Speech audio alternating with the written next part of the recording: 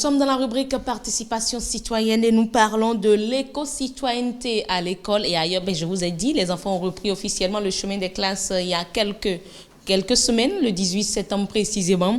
Et depuis quelques jours, notre émission se consacre en fonction des rubriques à l'éducation nationale, à l'éducation béninoise. Et dans ce cadre, nous sommes avec Faisal Dango, notre spécialiste en participation citoyenne. Merci d'être là. Bonsoir.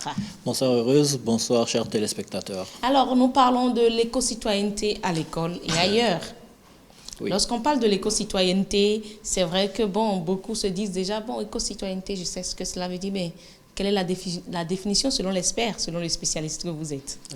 L'éco-citoyenneté, c'est la contraction entre deux termes, l'écologie et la citoyenneté. Oui. Et ça fait référence à la conscience d'appartenir à un environnement qui garantit son existence et la conscience de devoir le protéger.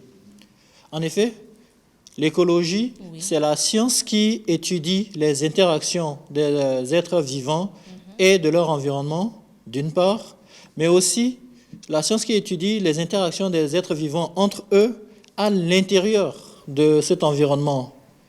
La citoyenneté, quant à elle, elle désigne l'appartenance d'un individu ou d'un groupe d'individus à une communauté. Lorsque nous mettons les deux ensemble, on voit que l'éco-citoyenneté appelle le citoyen à prendre conscience de sa responsabilité vis-à-vis pas la communauté, mais de l'environnement qui entoure cette communauté et la nécessité de protéger les ressources naturelles. Ok, bien. Quel est le rôle de l'école dans l'éducation à l'éco-citoyenneté alors? Vous savez que je ne vous arrête pas, mais aujourd'hui, il y a des établissements pilotes d'un projet, certainement vous allez en parler, d'un projet du gouvernement par rapport à l'éco-citoyenneté à l'école. Un projet pilote sur 20 collèges, nous allons certainement en parler plus après. Oui. Mais nous savons tous que l'école est l'un des lieux par excellence de l'éducation. Ce sont des endroits où les apprenants, les élèves et les écoliers sont préparés à se prendre en charge. En conséquence, l'école doit veiller à prendre en compte tous les aspects de la vie, y compris les aspects liés à l'environnement. Puisqu'on dit souvent, l'école rentre dans la vie et la vie rentre dans l'école. Oui. Si on est d'accord avec ça, on voit qu'il est important d'inclure des thématiques éco-citoyennes pour, par exemple, la salubrité, les nécessités de maintenir son environnement propre, pour garantir à l'enfant de commencer très tôt à préparer l'environnement, la protection de l'environnement sain qui est prévue par la Constitution. Comment le citoyen peut vivre l'éco-citoyenneté partout où il se trouve, pas seulement à l'école? Oui, déjà, l'école, c'est la base, puisque très tôt, l'enfant sera façonné à avoir les bonnes pratiques. Oui. Mais n'oublions pas que l'enfant n'apprend pas tout à l'école. Nous-mêmes, nous avons une responsabilité, et pas des moindres, dans l'éducation des enfants. Vous parlez là des parents, la société. Des parents, de la société, les proches, tous ceux avec qui l'enfant interagit. Oui. Et en ce sens que nous devons les amener à comprendre que ce qu'ils apprennent à l'école n'est pas abstrait. Certes, ils auront des thématiques et des activités éco-citoyennes comme la nécessité de maintenir son environnement propre, les campagnes de salubrité aux alentours de l'établissement. Mais en dehors de l'école, il revient à l'entourage, surtout les parents, de réveiller la curiosité des enfants. En quoi faisant de façon concrète? De façon concrète, déjà, les interroger, les présenter des petits détails sur les plantes. Nous avons la chance d'avoir au Bénin de la verdure un peu partout. Lors d'une promenade, lui faire voir une petite pousse, ça va grandir et ça contribue au bien-être de tout le monde. Donc, l'enfant, déjà, très tôt, éveille sa curiosité sur ces aspects-là. Une fois que la curiosité est acquise, l'emmener à adopter les bonnes pratiques en l'incluant ou bien en l'initiant aux travaux ménagers.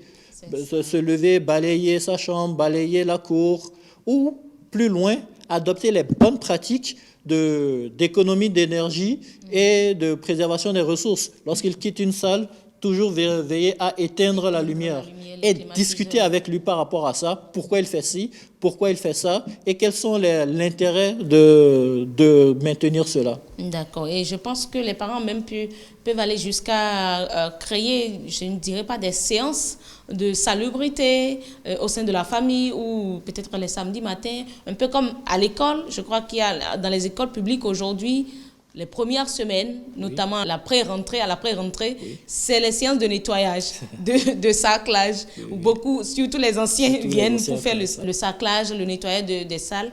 Peut-être ça, ce sont des idées. Si. Comme nous avons dit lors d'une émission précédente, la nécessité de balayer les rues chaque samedi.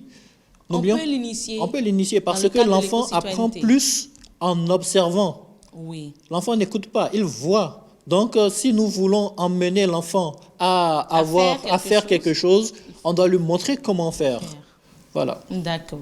Merci beaucoup. On disait tantôt un mot sur le projet du gouvernement sur l'éco-citoyenneté. Oui, c'est une initiative gouvernementale qui vient à point nommé, puisque l'article 40 de la Constitution veut que l'État garantisse des thématiques citoyennes dans les écoles. Donc, je prends que c'est fort de cela qu'il y a un projet pilote sur une vingtaine de collèges qui va être lancé, et les thématiques, les méthodologies et les compétences acquises seront dévoilées plus tard. Oui.